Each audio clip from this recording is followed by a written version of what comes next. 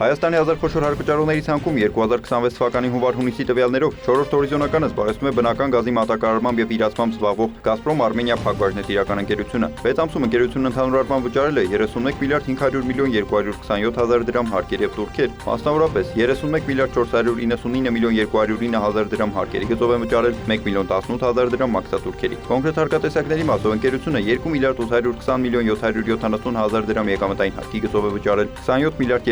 396 միլիոն 558 հազար դրամ ավելացված արժեքի հարկի գծով եւ 1 միլիարդ 306 միլիոն 597 հազար դրամ այլ հարկեր եւ վճարներ են մուտք արել պետական բյուջե։ Իսկ շահութ հարկի գծով ընկերությունը 23 միլիոն 698 հազար դրամի չափով հավելավճար ունի, որը նվազեցվել է մնացած հարկատեսակների մասով վճարված գումարի ընդհանուր ծավալից։